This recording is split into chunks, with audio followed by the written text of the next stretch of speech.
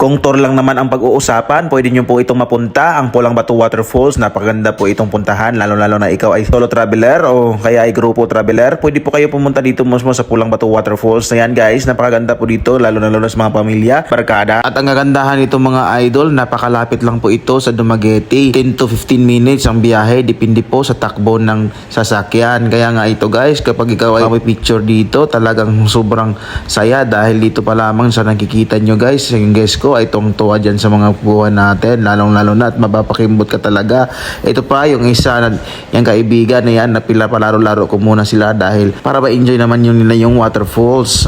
At syempre naman, hindi rin magpapatalo ang kasunod na puntahan natin, ang Windmill Mango Ranch. Pwede pa kayong mag-human drone dito. Ayan, kinukuhaan ko yung guest natin kung paano mag-human drone. Kaya sobrang tuwa yung guest natin. Ayan. Ang susunod naman namin puntahan, ito naman yung Old Casaroro. Ma-hike po dito. Bagay na bagay po ito sa lalo na sa mga mahilig magpapawis. Ito po yung spot na kung saan ay tatawagin nilang Old Casaroro Waterfalls. At sa bandang to guys, makikita mo na agad yung bulusok ng tubig na gagaling sa waterfalls. Pwede ka rin dito maligo. Depende po sa type mo. At dito naman guys, kunting tiis na lang, baakyat na kami dahil ito na po yung last na aakyatin namin papuntang Old Casaroro. Ayan, nagmamadali pa yung guys natin dahil sobrang excited na makita yung waterfalls. Wow. Hinay din lalo lagi. So kailangan mo muna ng dumaan dito. Akyat ka konti.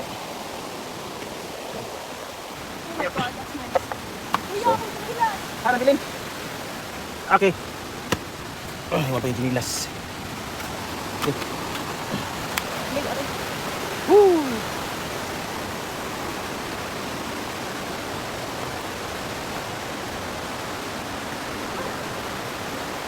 Ayan guys. Dito na kami sa waterfalls. So, meron na tayong guest. Daming mga nakapasal. Tour guide natin dito. Poray! Yan, malupitan tour guide. Mga guest natin. Hello, good morning. Matalinis. Akit na matalinis? Kasi kayo makakit ng Bangtalinis. Siyempre, ignorami kay mauanda mo servisyo. Okay. Bro, thank you bro. So ayan guys, nandito tayo ngayon sa pinakamagandang waterfalls ng Palupin, Valencia.